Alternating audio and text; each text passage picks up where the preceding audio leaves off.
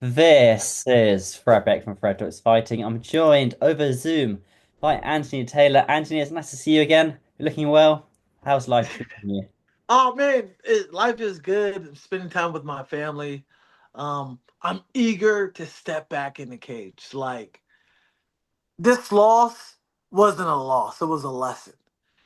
I'm more motivated now than I ever was. Like it's like when I lost to Aegis Virgo, I was eager to get back in that ring and like prove myself. But unfortunately, with the TKO loss, I got a 60-day suspension, so I can't do nothing for 2 months.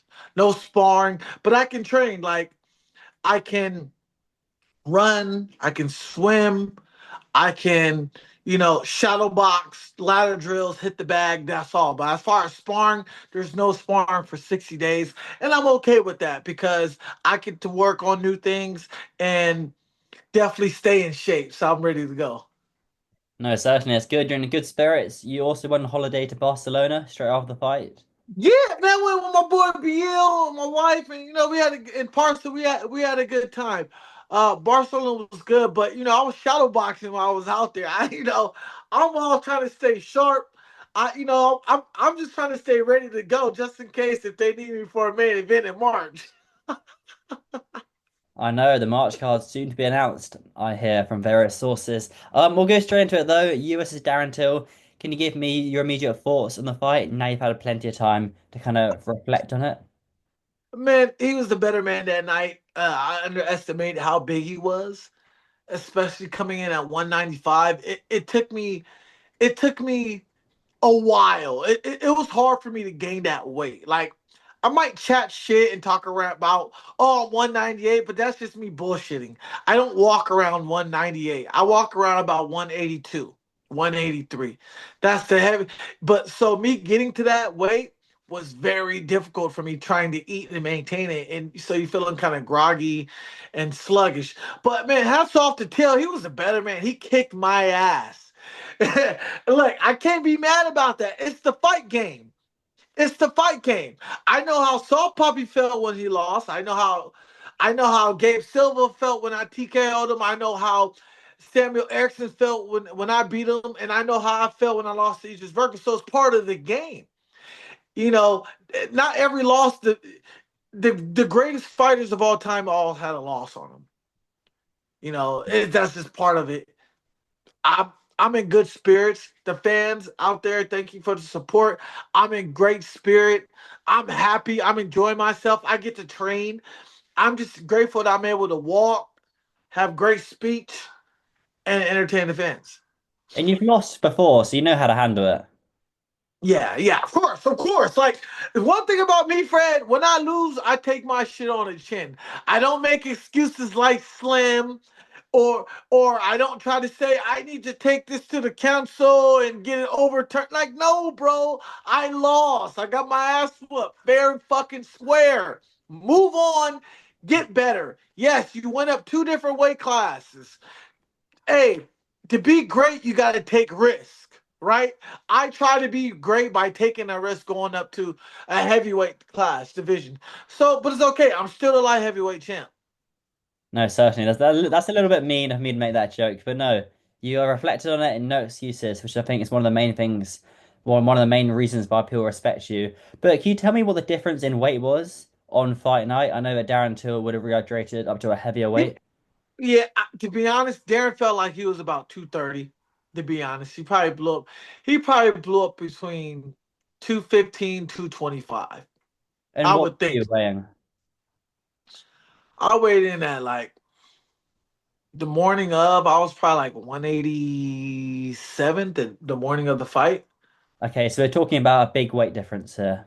Yeah, big. We're talking about almost a 40-pound weight difference there. Yeah, quite a bit. I mean, look, if you're talking about cruiserweight, that's totally understandable. Like, okay, cruiserweight 176, no more than 200. But if you're talking about a heavyweight fight, which I was in, some could say it was cruiserweight, but Darren Till came over 200 pounds. That he was struggling to make 195, and yeah, he made the weight. Fair game. there's with me, I don't make excuses. I lost. I weighed in at exactly what weight we were supposed to weigh in contracted in. I showed up. I fought. I lost. That's the name of the game, Fred. What makes me a great fighter is these losses turns into lessons, and it makes me more hungry. That's all. I'm just eager to train more. I'm eager to like listen more and do more things in the gym now, without sparring. Are you still the champion technically, even though the fight wasn't for the belt? Absolutely. It never said for the Misfits light heavyweight champion. I'm still the light heavyweight champion, and I'm still going to kick everybody's asses in the 175 division. It doesn't matter who steps in there. I'm going to kick anybody's ass. Look, I've been telling Mams I want to do two fights in one night. Very impressive. I'm ready. I'm ready, Fred. Come on, I'm ready. No, I like this. You're in good spirits. I like this. I enjoy it. Have you thought about what's next though? What fighters interest you to fight next? I mean, I know after a big loss like that, it might take a little bit of a toll to the ego or to health. You might want to take an easy warm-up fight, but you don't really seem like the type of guy who wants to take a warm-up fight. Yeah, man, look, I'm Benson Henderson, Anthony Pettis, Anderson Silva, Mike Perry, Tyron Woodley. You know, those fights, I still want to be the best of the best at my weight class. So give me the best fighters. I don't want to fight a guy like Ashley Raxu who doesn't want to fight hard people. I don't want to fight guys like Tristan Ham who's calling me out, but bro hasn't won a fight in two fights. I need somebody who wants to fight, who's game to go. I'm ready to fight the top of my division. That's just who I am, Fred. I've never been shy to like call people out. No, certainly. A lot of people will no, certainly, as a lot of people will be able to tell. Have you spoken to Mam since the fight though? What did Mam say about it? Oh, ma'am, me and ma'am spoke, but we didn't talk about when we spoke. We weren't talking about when I'm fighting next. We were just talking about how I'm feeling, how's my body, how's my head doing. You know, am I getting the proper rest and the treatment that I need to recover properly? That was pretty much what we spoke of. As far as me fighting anytime soon, I'm not. I don't know when I'm fighting. I might return in the summertime, but it gives me time to heal up, get ready, and learn some new boxing tricks in that gym. No, I'm sure that David Lopez will have you sorted out, especially for the next fight. But did you speak to Darren Till after the fight? I know you had a good moment in the changing rooms after. I got his number.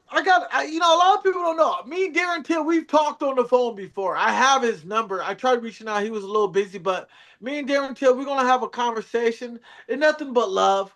Um, I'm the same with everybody. I can have a conversation with Ashley Raxu, Salt Poppy. I can have a conversation with Samuel Erickson. You know, Samuel Erickson reached out to me. He gave me his number. I got to give him a call. My bad, Samuel. My apologies. I'll You're call you about for sure. that's Summer Ericsson fight. When was that?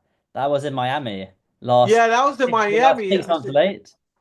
Yeah, yeah. No. He gave me his number recently after the Oh, fight. okay. So So I gotta give him a call. I appreciate you, brother. I appreciate you for reaching out. But yeah, look, I'm having a good time because the best thing I can take away from this fight was I got my health still. I'm Mm. able to talk, walk, play, spend time with my wife, my kids, my family, my dogs. I'm able to run, work out. That's the most important thing because a lot of people who come out that ring, they're fucked up. A lot of people don't make it out that ring.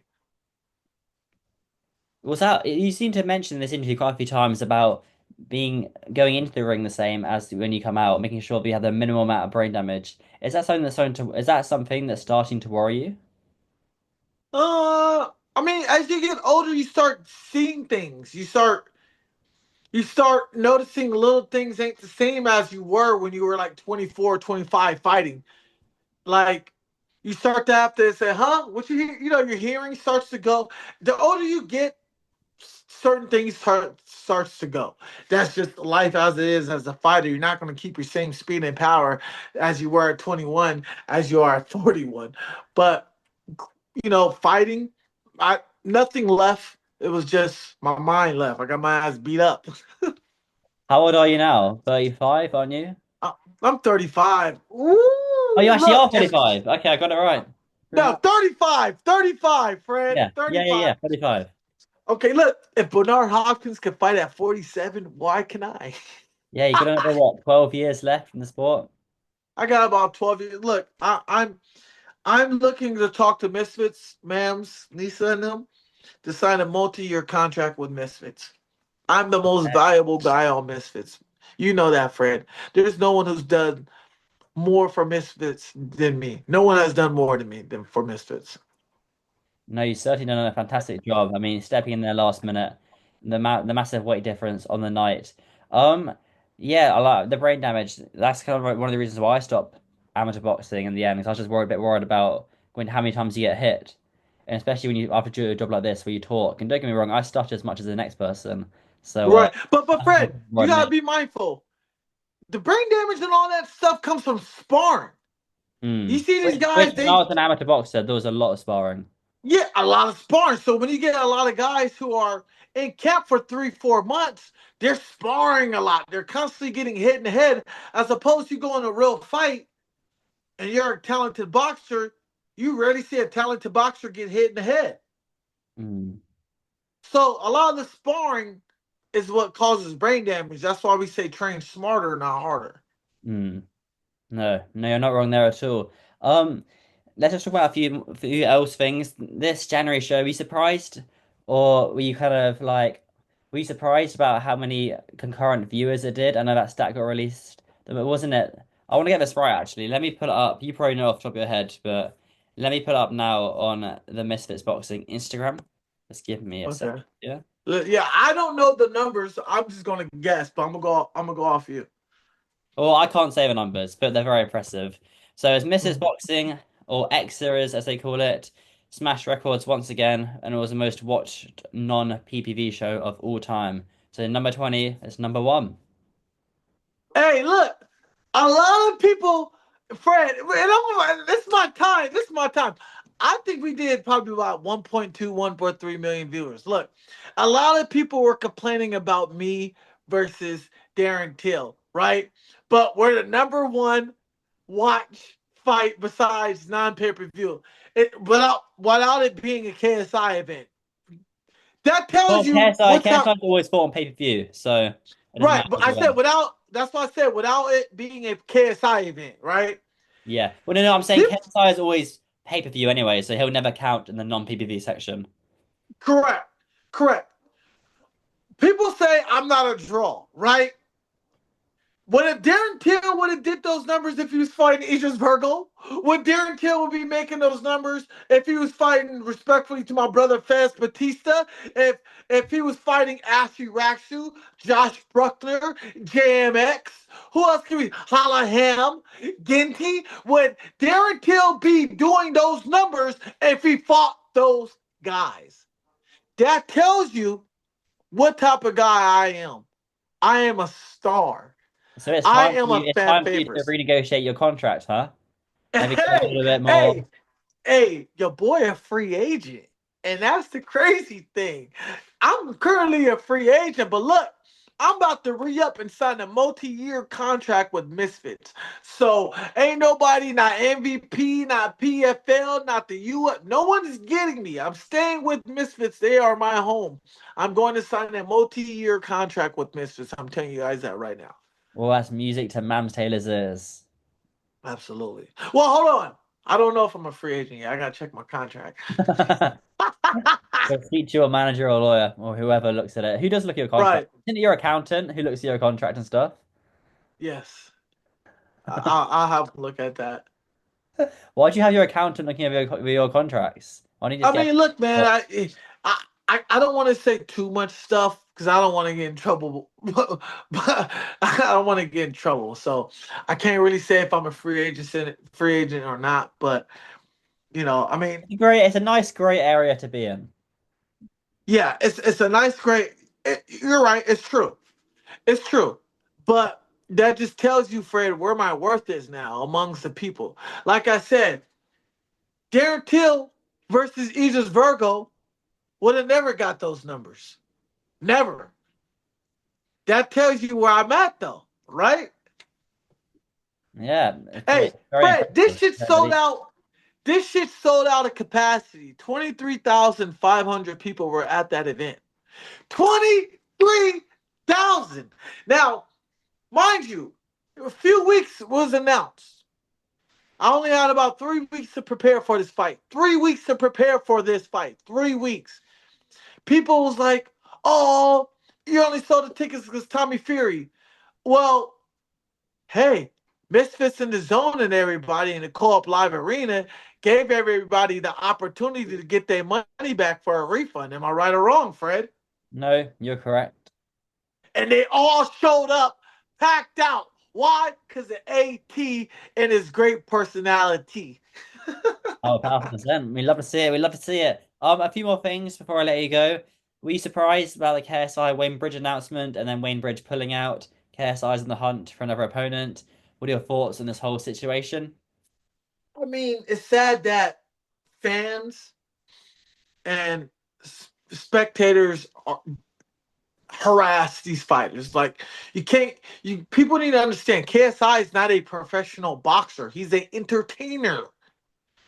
That's his job. So when you're putting on a Misfits event, you can't expect him to fight somebody 10-0, 20-0. He's still developing as a fighter. That's just how it is. Wayne Rooney, I don't know much about Wayne Rooney, but I heard that he was a very tough dude and a badass guy. But it's unfortunate. I wanted to see that fight. Most people didn't care, but it's like, bro, KSI had a 1 year layoff. Anybody with a 1 year layoff, you expect him to fight Canelo right off the bat. It's like, bro, give a guy a warm up fight before he fights somebody tough. That's just how the game is. If I, let's say if I would have tore my ACL, right? I tore my ACL, I'm out for a whole year. And the fans expect me to fight fucking Tommy Fury. He's like, bro, wait. Like, let me get some ring rust out real quick. No, certainly. I love to see it. I love to see it, Anthony. I do appreciate you also taking the time out to talk to me today. I know you could have gone to a few other media outlets. I know that you haven't done an interview yet. So technically, this is the exclusive. I know you're out in Spain with the Misfits. Well, the Misfits Newsboys, Yes. BL and Ben. No, no, no. You come to Fred starting first, which we always love to see. So thank you Yes. very much for that. Just a couple more things before we wrap this thing up. Will you be at the next show there in person? Oh, actually, no. Your Nashville show. Let's talk about this actually. You put Yes. your own boxing show on in Nashville. Tell me about this. Creative Fight League sold out, did a phenomenal job, Fred. Listen, Divine got his win, and he is now going to be opening up Misfits prelims soon. Yo, 3 events, 3 fighters got sent to Misfits. Creative Fight League is the league to be at. It's it's just what it is. We're doing numbers. We have great opportunity for everybody, and we're just blessed with the team I have around me and everybody who's putting in that effort to build Creative Fight League. Fred, I might need you to fight on that show sometime. I can come and do some commentary. Yeah, I mean, look, Fred, you gotta come to the next one, brother. The I next will. one's I feel that the next one's when, sorry? April 26th. April 26th. Okay. But why don't you do a creative fight league? I know you normally do them in Nashville, which is great. I go to Yes, Nashville quite a lot. But I'm actually flying to Miami tomorrow, as it happens. I'm going to Aiden Ross's event. He's got his own boxing nice. event, Brand Risk. So I'm flying out there Okay. for something. But why when Misfits have their boxing show in Nashville this year, if they have a show in Nashville, of course, would it not make sense to do a creative fight league in fight week? So like have it happen on the Friday night, and then the Misfits boxing show happens on Hey, Saturday. Fred, you're taking all my ideas. No, absolutely, we thought about that. Um, I gotta talk to the team. Yes, I am the team and the owner, but I gotta talk with my consultees. But I think that's something we want to do. Let's say if Misfits was on a Saturday and we hold Creator Fight League on a Wednesday, that's something where the fighters who are already in town can come to the show. Yes, on But fight they week. still gotta buy tickets. Ain't shit free, big dog. No, but you've also got everyone else in town, so you'd also get all the other Misfits stars at the show as well. So it looks even better. It looks even better. I gotta talk to Mams. I gotta talk to the team if that's something we can do. If it doesn't, uh, if it doesn't get in the way of what we're trying to do, but more likely yes. And how did you watch Creative Fight League? Was it live streamed on YouTube? Oh no. So right now, to rewatch and watch future Creative Fight League streams is on TKOTIX.com. Hmm. TKOTix.com. We have it on our official Instagram page and Twitter page. People can click on there if they want to see the replay. Look, every fight is starting to become a banger. We're getting bigger, better, and badder with every showing that we have. Yes, there's some things that needs to be fixed, but we're starters. We haven't been here for a whole year. When you think about it, Fred, it hasn't been a year and we're already doing numbers. No, I like it. I like it indeed. It sounds pretty good indeed. I'll come. I'll come into the next one if I'm in America. The shows are always going to be in Nashville, though, aren't they? That's where the home of it is. Yes, the show's always going to be in Nashville. We're probably working on a UK event, and then we're probably going to work on one probably in Ireland, Hawaii potentially. I've been talking to some people in Spain, so we're looking to expand. We're looking to expand possibly Dubai. It's just sponsorships, getting all that paid for, all that stuff is potential. No, I love it. I love to see it, Anthony. Well, we'll wrap this up here. I know you've got plenty of things to be getting on with. I don't want to take too much of your time up. But yeah, Creative Fight League is an exciting new project that you're working on. And yeah, Anthony, as always, thank you very much, mate. Thank you, Fred.